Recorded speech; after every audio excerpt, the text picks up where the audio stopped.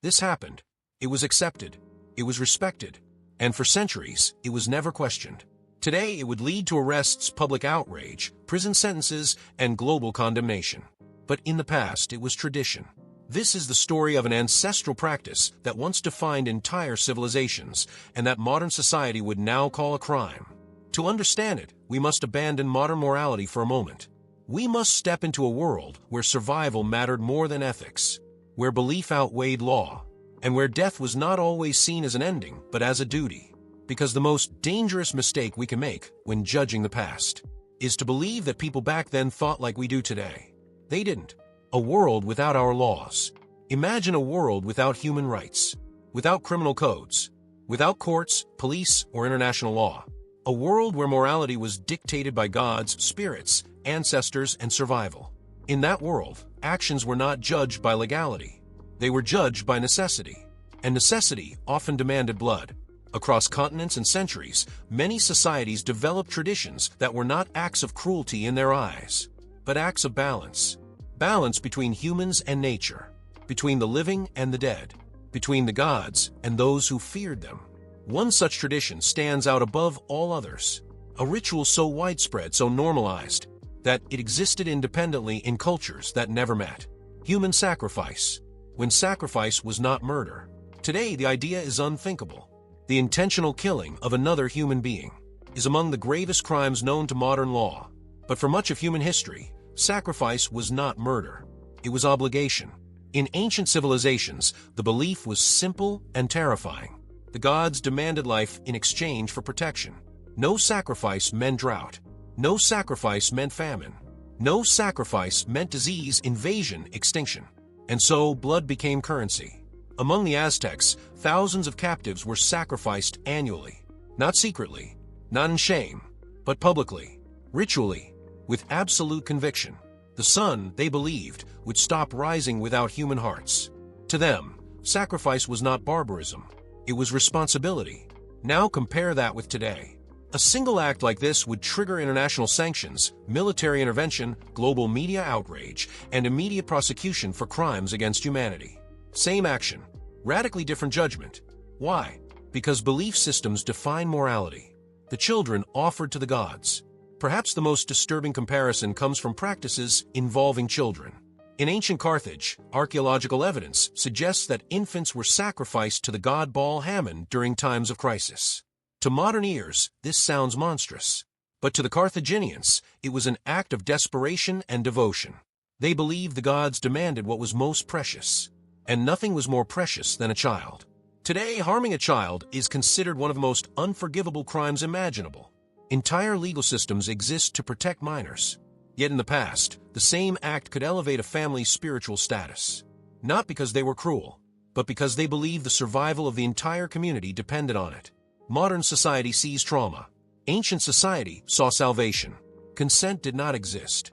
Another concept that did not exist in the ancient world was consent as we understand it today.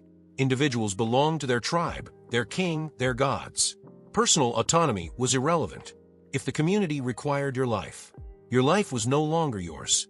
Among the Inca, children chosen for the Capacocha ritual were honored, dressed in fine garments, and led to mountain peaks to be buried alive or left to freeze. Their deaths were seen as sacred ascensions. The families did not resist. They celebrated. Now imagine this happening today. International courts would classify it as ritualistic homicide. The parents would be charged. The religious leaders imprisoned. But in the past, it was considered a privilege. Same act, opposite moral universe. Why comparison makes US uncomfortable? This comparison disturbs us because it forces an uncomfortable realization. Morality is not fixed. What we call evil today was once sacred. What we punish today was once rewarded. And what we accept today may one day be judged the same way. Slavery was once legal. Public executions were entertainment. Child labor was normal. Corporal punishment was education. History is filled with traditions that modern society now condemns. Human sacrifice is simply one of the most extreme examples, but is not the only one. The real question is not, how could they do this? The real question is, what are we doing today that future generations will consider a crime? Because just as ancient people believed they were doing what was necessary, we believe the same. They were not villains in their own story. And neither are we. When tradition survived law, we like to believe that once laws were written, once civilizations became advanced, these practices disappeared. They didn't. In many cases, tradition outlived law. And when tradition and law collided, tradition often won, even when death was involved. Ritual killing in civilized societies. Ancient Rome is often portrayed as the birthplace of modern law. Courts, codes, citizenship, rights. Yet even Rome was not immune to ritualized death. Although large-scale human sacrifice was officially condemned, ritual executions persisted under different names. Gladiatorial games were not just entertainment. They were ritualized violence, deeply tied to religion. Originally, gladiators fought to honor the dead at funerals. Blood was believed to appease spirits. Over time, the ritual transformed into spectacle. But the core idea remained: death as social necessity. Today, forcing people to fight to the death for public entertainment would be classified as torture and murder. Back then, it was tradition, and the crowd applauded. Honor above life. In many cultures, death was not only accepted, it was demanded. Honor killings are one of the clearest examples. In ancient societies across the Middle East, South Asia, and the Mediterranean, a family member who violated social or sexual norms was seen as a threat to collective honor. The solution was brutal and final. Killing a relative to restore honor was not only tolerated, it was expected. In some cases, the killer faced no punishment at all. Now, compare that to the present. Today, honor killings are prosecuted as first-degree murder. They spark global outrage. They are condemned by international law. Yet the act itself has not disappeared. It has merely moved into the shadows. Same tradition, different era, same blood, when death was medicine. Perhaps one of the most unsettling comparisons comes from ancient medical practices. In several cultures, ritual killing was believed to heal. In parts of ancient China, human sacrifice was used in burial rituals to ensure the health and prosperity of the deceased in the afterlife. In medieval Europe, human body parts were consumed as medicine. Blood was drunk to cure epilepsy. Fat was used to heal wounds. Skulls were ground into powders. This was not considered witchcraft. It was science. Today, these acts would be classified as desecration of corpses, murder, or abuse. But at the time, they were acts of care, acts of healing, acts of hope, capital punishment or sacrifice. Even execution itself blurs the line between justice and ritual. Public executions were once common across Europe, Asia, and the Americas. They were not private. They were public ceremonies. Crowds gathered. Children watched. Vendors sold food. The execution was meant to cleanse society, to restore moral order, to serve as both punishment and warning. Now imagine that today, a public execution in a city square would be labeled barbaric. Yet only a few generations ago, it was law, and law gave it legitimacy. The body as property. One of the most critical differences between past and present is how the human body is perceived. In ancient times, the body was not personal property. It belonged to family, the ruler, the gods. In feudal Japan, the practice of seppuku forced individuals to end their own lives to restore honor. Refusing was worse than death. Today, assisted suicide is one of the most debated ethical issues in modern law. In some countries, it is allowed under strict conditions. In others, it is a serious crime. Yet in the past, suicide could be an obligation. Why these traditions lasted so long? These practices did not survive because people were cruel. They survived because they were functional. They reinforced power. They controlled behavior. They maintained order. Fear is an effective tool, and ritualized death is fear made visible. Modern societies use prisons, surveillance, economic pressure. Ancient societies used blood. Different methods. Same objective. Control. The uncomfortable mirror. This is where the comparison becomes dangerous. Because once we admit that tradition justified violence in the past, we must ask, what justifies violence today? Is it war? Is it capital punishment? Is it economic systems that knowingly sacrifice lives? We don't call these traditions. We call them necessities, just like they did. Traditions that never died. Some ancestral practices never truly disappeared. They adapted. They changed language. They hid behind legality or belief. Female genital mutilation, once seen as purification, is now internationally condemned. Yet it continues. Forced marriages, child labor, ritual abuse. These are not relics of the past. They are reminders. That tradition does not die easily. Who decides what is a crime? At some point in history, someone decided that certain traditions were no longer acceptable. Not because they suddenly became immoral, but because power changed hands. Crime is not only a moral category, it is a political one. And throughout history, the same act has shifted between sacred, legal, and criminal, depending on who was in control, when the state replaced the gods. In ancient societies, gods define morality. In modern societies, the state does. But the mechanism is similar. Ancient rulers claim divine authority. Modern governments claim legal authority. Both demand obedience. Both justify violence. The difference is language. What was once called sacrifice is now called collateral damage. What was once offering to the gods is now necessary loss. The result is the same. People die. War, the most accepted form of sacrifice. If human sacrifice is a crime today, why is war not? In ancient times, young men were offered to the gods of war. They marched willingly, believing death granted honor and immortality. Today, soldiers march under flags. Different symbols, same promise, glory, honor, meaning. Millions of lives have been lost in wars justified as necessary, defensive, preventive, liberating. But remove the uniforms, remove the national anthems, and what remains? Organized killing sanctioned by authority. In any other context, it would be a crime. In war, it is tradition. Execution by law. Capital punishment is another uncomfortable comparison. In ancient cultures, executions were rituals. They followed strict procedures.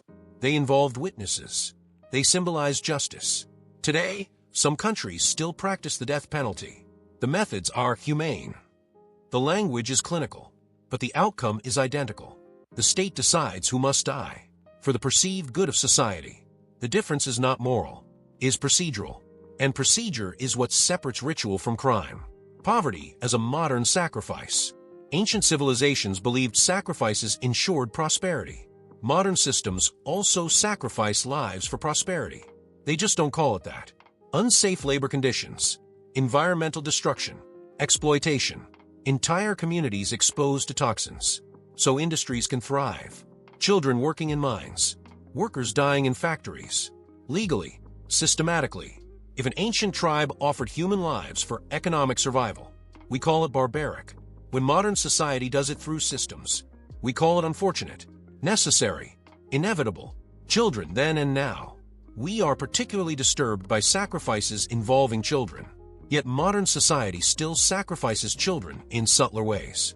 Lack of access to healthcare, hunger, forced labor, armed conflict, no altar, no priest, but the outcome is the same. A child pays the price for adult decisions. In the past, it was ritualized. Today, it is bureaucratic. The illusion of moral superiority. We believe we are more advanced, more ethical, more humane. But are we? Or have we simply perfected the art of distancing ourselves from the consequences? Ancient people watched sacrifices directly. They saw the blood. They heard the screams. Modern society hides death behind statistics, behind reports, behind screens. Distance does not erase responsibility. It only numbs it.